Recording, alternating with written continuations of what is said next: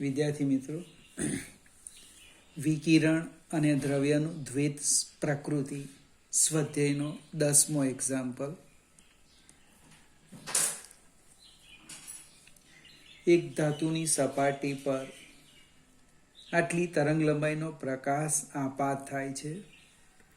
તેની સપાટીમાંથી આટલી મહત્તમ ઝડપ ધરાવતા ઇલેક્ટ્રોન ઉત્સર્જિત થાય છે. ઇલેક્ટ્રોનના ફોટો ઉત્સર્જન માટે થ્રેશોલ્ડ આવૃત્તિ કેટલી હશે? જે કંઈક આપ્યું છે લખવા પ્રયત્ન કરીએ. લેમ્બડા આપ્યું છે 7.21 ગુણ્યા 10⁻. હવે છે ને એકમ પાછો હર્ટ્ઝ લખ્યો છે અને શબ્દમાં લખ્યું છે તરંગ લંબાઈ. બની શકે તરંગ લંબાઈની આવૃત્તિ જ હશે આ ન્યુ.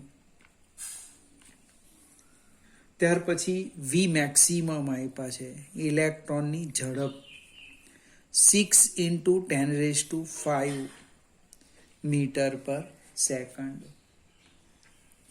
ને થ્રેશોલ્ડ આવૃત્તિ શોધવાની છે. આપણી પાસે જે સૂત્ર છે એનો ઉપયોગ કરીએ.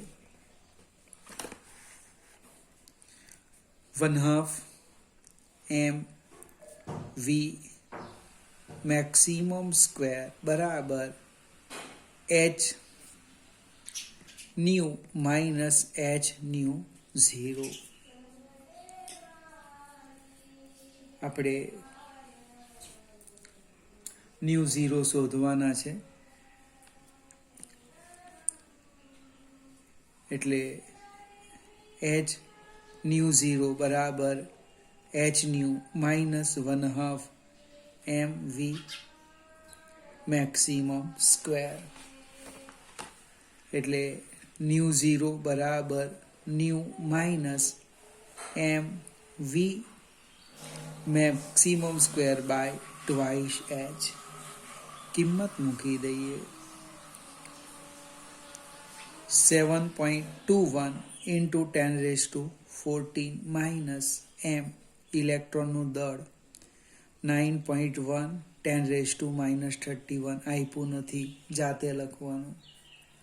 વી મેક્સિમમ સ્ક્વેર 6 નો વર્ગ 36 ગુણ્યા 10⁻10 ડિવાઈડ બાય 2 × h 6.625 10⁻−34.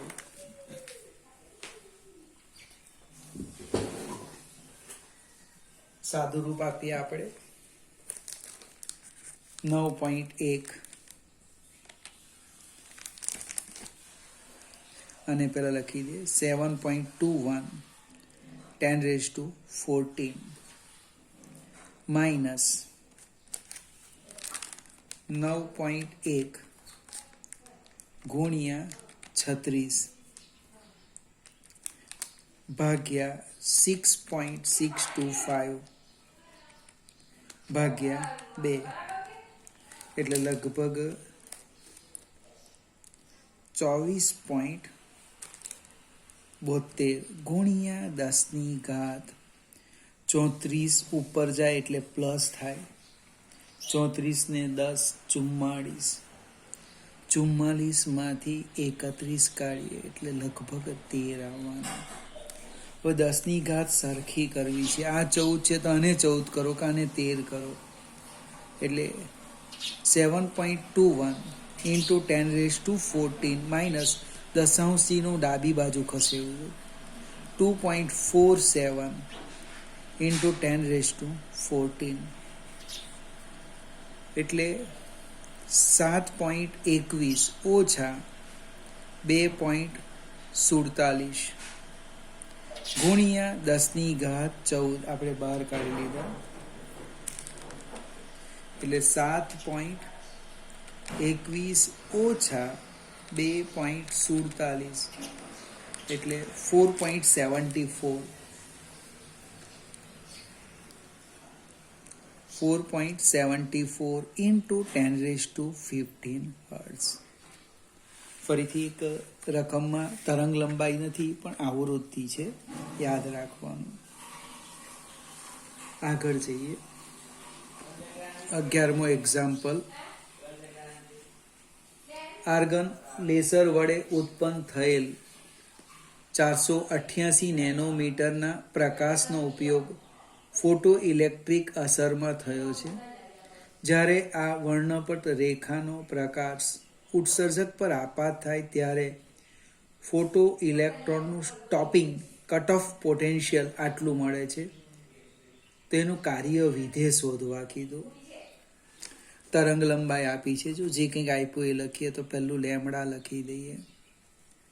488 નેનો એટલે 10⁻⁻9 મીટર. ત્યાર પછી કટ ઓફ વોલ્ટેજ આપેલો છે. સ્ટોપિંગ પોટેન્શિયલ 0.38 વોલ્ટ અને કાર્ય વિધેય વર્ક ફંક્શન 50 શોધવાનું છે. આપણી પાસે સૂત્ર છે EV0 બરાબર hν માઇનસ 50. એટલે 50 ને સૂત્રના કરતા કરીએ. hν એટલે c/λ માઇનસ EV0. આ પદ આ બાજુ આવે પ્લસ થયું, આ સામે ગયું માઇનસ થયું. કિંમત મૂકી દઈએ.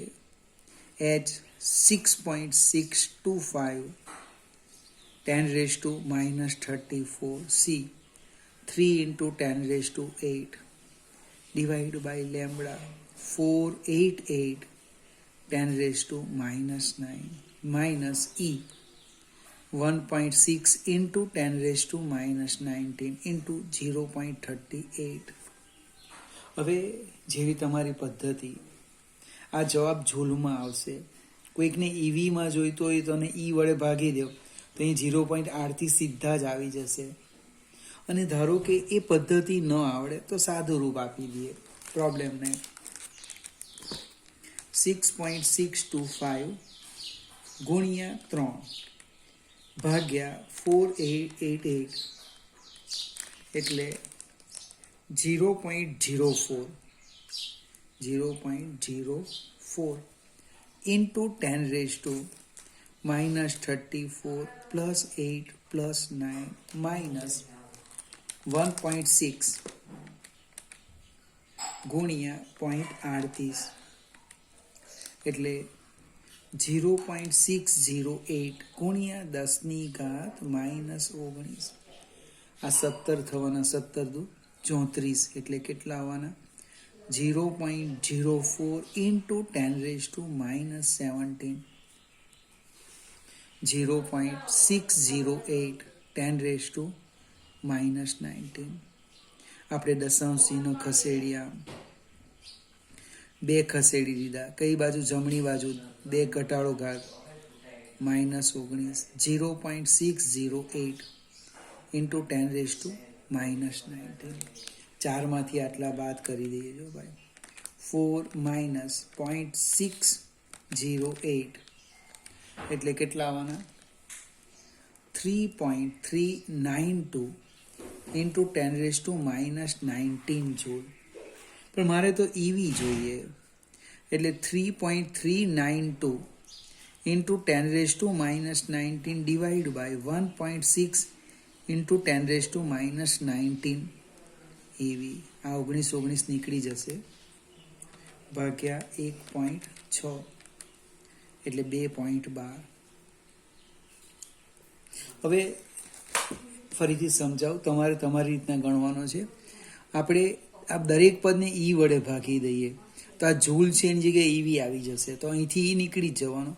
માત્ર સાદુરૂપ આપણે આનું જ આપવું પડે. ખ્યાલ આવે કે નહીં આવે?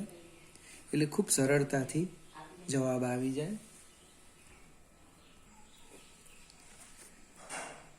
12મો એક્ઝામ્પલ. નાના એક્ઝામ્પલો છે.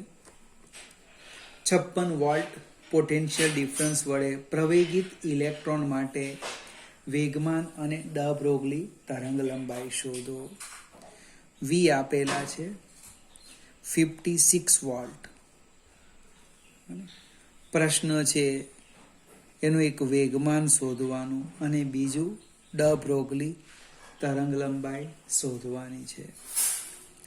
હવે ગતિ ઉર્જાનું સૂત્ર છે મારી પાસે, અથવા તો આપણે આમ લખીએ QV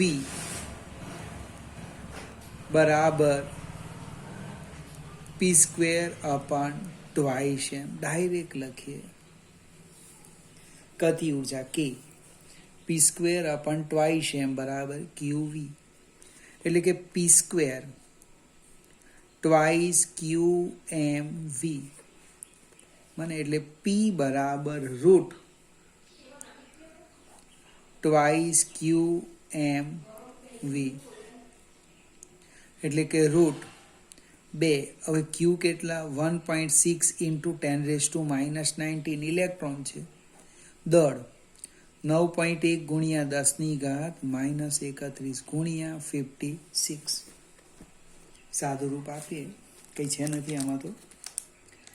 56 × 9.1 × 1.6 × 2,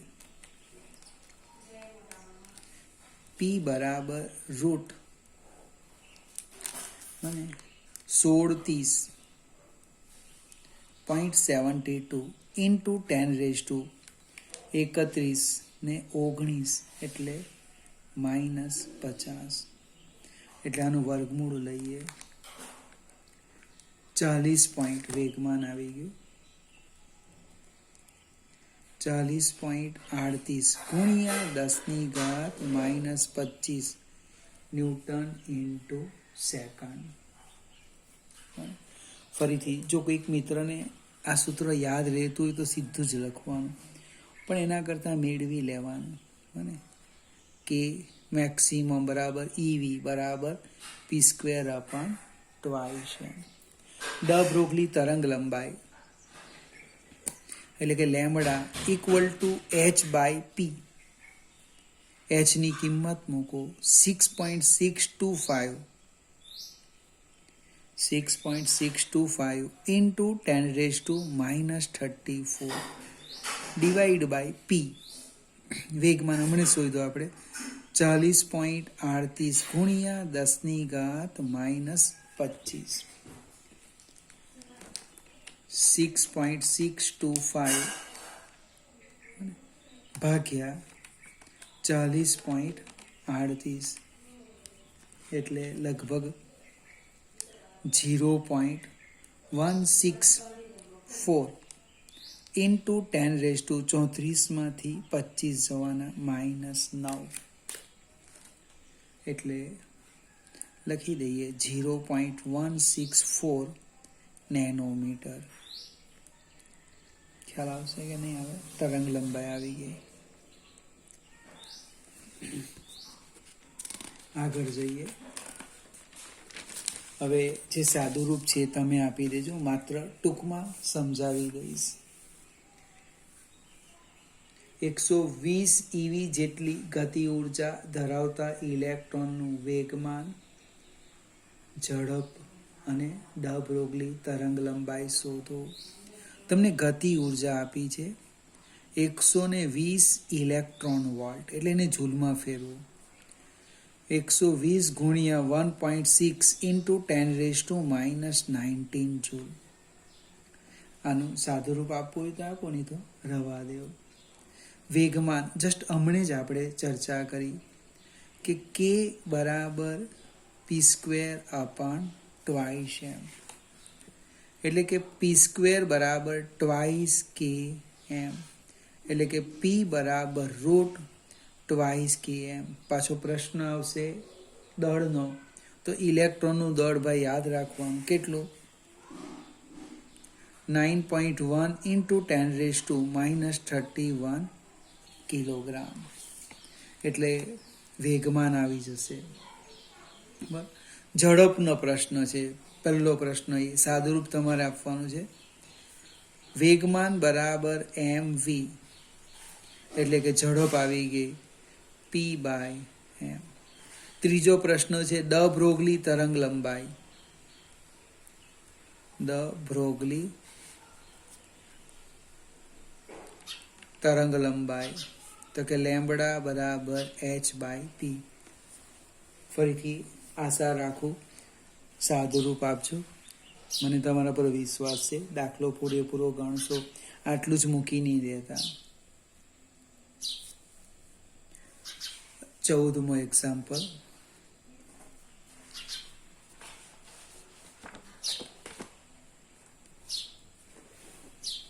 સોડિયમ ઉત્સર્જન વર્ણપટ રેખાના પ્રકાશની તરંગ લંબાઈ કંઈક લેમ્બડા આપી છે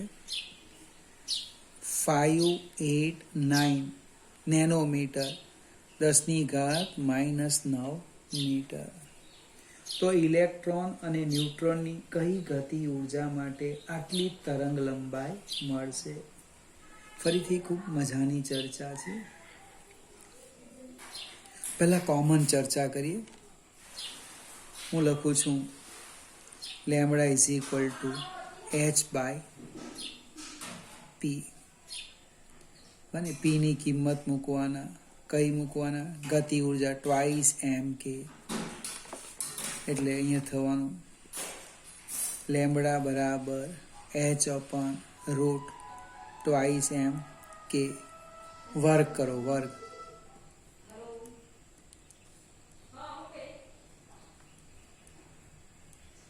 ટ્વાઇસ mk. k બરાબર h²/2 m લેમ્બડા સ્ક્વેર. આટલી કોમન ચર્ચા કરી. હવે આપણે લખીએ કે કેટલા થવાના? તો કે h²/2 me લેમ્બડા સ્ક્વેર. આ ઇલેક્ટ્રોન માટે.